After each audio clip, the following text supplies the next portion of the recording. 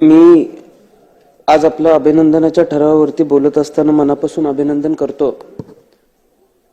आज या देशाचं वेगळेपण टिकून आहे त्याचं कारण असं आहे की अनेक शाया या देशाने बघितल्या, पण लोकशाही अत्यंत महत्त्वाची शाही या देशाच्या वाट्याला आली आणि संबंध जगामध्ये आपला देश स्वतःचं वेगळेपण टिकवू शकला, वेगळेपण निर्माण करू शकला।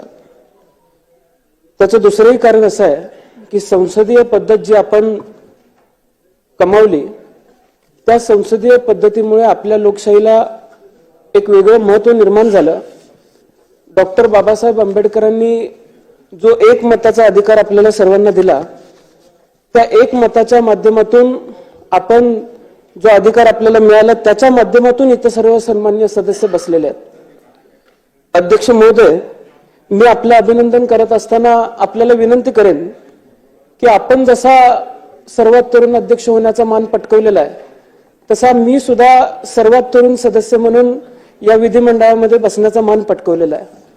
त्यामुळे तरुण अध्यक्ष म्हणून तुमचं सर्वात तरुण विधिमंडळाच्या सदस्याकडे बारीकपणाने लक्ष असेल अशी विनंती सुद्धा मी आज या ठिकाणी करतो।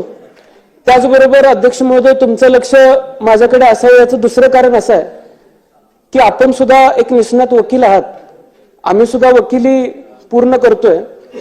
एक नंबर बाकावरती बसलेल्या वकिलांकडे जसं तुमचं लक्ष असतं तसं याही वकिलाकडे लक्ष असू दे अशी सुद्धा विनंती अध्यक्ष महोदय मी आपल्याला करतो।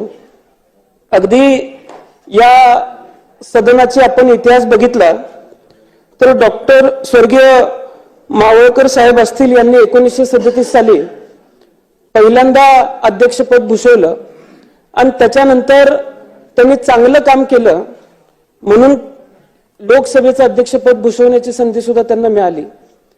पण आपण सर्वात चांगलं काम गेल्या 5 वर्षामध्ये, गेल्या 2.5 वर्षामध्ये केलेलं आम्ही सर्वांनी बघितलं। त्यामुळं परंपरेप्रमाणे फडणवीस साहेब, आपण सुद्धा अध्यक्ष महोदयांना दिल्लीला पाठवायला काही हरकत नव्हती अशी सुद्धा विनंती मी आज या ठिकाणी करतो। मी अध्यक्ष महोदय आपल्याला एक सांगेन की या सदनाची गरिमा राखत असताना अनेक मोठी नावं या सदनामध्ये घडली, अनेक मोठी परंपरा, खूप मोठी परंपरा या सदनाने निर्माण करण्याचा प्रयत्न केला आणि तशा काळामध्ये आपली कारकीर्द जर बघितली तर आपण चांगलं काम आतापर्यंत सदस्य म्हणून केलेलंच आहे, पण या पुढच्या काळामध्ये सुद्धा विरोधी पक्षावरती आपलं लक्ष असेल। विरोधी पक्षाच्या माध्यमातून सर्वसामान्यांच्या हिताच्या ज्या मागण्या येतील त्या मागण्या आपण मान्य कराल, पूर्ण कराल। आमच्या मागण्या लक्षामध्ये घेत आपण आम्हाला सुद्धा न्याय द्याल अशी विनंती मी सुद्धा या ठिकाणी करतो। हंगामी अध्यक्ष म्हणून कोळंबकर साहेबांनी काल परवा आमच्या सर्वांची शपथ घेतली। मी साहेबांचं मनापासून आभार मानतो की माझ्या आयुष्यातली सर्वात प्रथम आमदारकीची शपथ मला त्यांच्या माध्यमातून घ्यायला मिळाली, त्याबद्दल सुद्धा मी साहेबांचं मनापासून आभार मानतो। आदरणीय फडणवीस साहेबांचं सुद्धा मी मनापासून अभिनंदन करतो। फडणवीस साहेब, संत तुकारामांच्या वाणीतून एक अभंग आलेला आहे की अमृताहुनी गोड तुझे नामदेवा।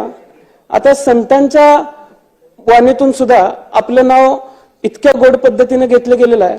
त्यामुळे पुढच्या काळामध्ये काम करत असताना तुम्ही विरोधी पक्षाला गोड पद्धतीची वागणूकच द्याल अशी विनंती सुद्धा मी आज या ठिकाणी आपल्याला करतो। आणि फडणवीस साहेब, अमृताहुनी गोड मी मुद्दामच म्हणलं कारण पुराणामध्ये सुद्धा अमृताला एक वेगळं महत्व होतं आणि आजही अगदी मी आपल्याला फडणवीस साहेब विनंती करेन की विरोधी पक्षाला सुद्धा आपण सहकार्य कराल। आदरणीय शिंदे साहेब असतील, आदरणीय अजितदादा असतील, सन्माननीय सदस्य असतील, यांचं सुद्धा मी मनापासून अभिनंदन करतो। आणि येत्या काळामध्ये अध्यक्ष महाराज, माझी आपल्याला विनंती असणार आहे की अनेक लोकांशी चर्चा केल्यानंतर वेगवेगळ्या ज्या समित्या गठीत होतात त्या समित्यांच्या माध्यमातून चांगलं कामकाज या सदनामध्ये व्हावं अशी सुद्धा विनंती मी आपल्याला करतो। कारण अनेक आमदारांकडून, अनेक सदस्यांकडून असं आम्हाला ऐकायला मिळालं की जी आश्वासनं अधिवेशनाच्या दरम्यान दिली गेली त्या आश्वासनांची पूर्तता होत नाही. त्यामुळे आश्वासन समिती असेल किंवा इतर समित्या असतील याचं सुद्धा आपण चांगल्या पद्धतीने वचक त्यावरती ठेवावा आणि त्या माध्यमातून सन्मान्य सदस्यांना न्याय देण्याची भूमिका आपण सर्वांनी घ्यावी. चांगले कायदे या सदनामध्ये तयार व्हावेत. एक तरुण म्हणून माझी अपेक्षा असणार आहे की तरुणांना अभिप्रेत असलेला हा राज्य उद्या नवमहाराष्ट्र म्हणून घडत असताना आपण उद्याच्या राज्याला अभिप्रेत असलेले आणि 21व्या शतकाला अभिप्रेत असलेले कायदेच या विधिमंडळामध्ये तयार व्हावेत आणि या सर्व पुढच्या पिढीला न्याय देण्याची भूमिका या विधिमंडळाने घ्यावी एवढीच विनंती मी आपल्या सर्वांसमोर आज या ठिकाणी करतो आणि पुन्हा एकदा अध्यक्ष महोदय मी मनापासून आपलं अभिनंदन करतो. धन्यवाद. अध्यक्ष महोदय, भारतीय संविधानाला 75 वर्ष या ठिकाणी पूर्ण होत आहेत. अशा वेळेला या सभागृहामध्ये एखादं स्पेशल सेशन संविधानावर चर्चेचं आपण ठेवावं अशी विनंती या ठिकाणी करतो. सभागृह नेते आणि राज्याचे मुख्यमंत्री माननीय श्री देवेंद्रजी फडणवीस यांनी माझी अध्यक्षपदी निवड झाल्याबद्दल अभिनंदनाचा ठराव सभागृहात मांडला आहे.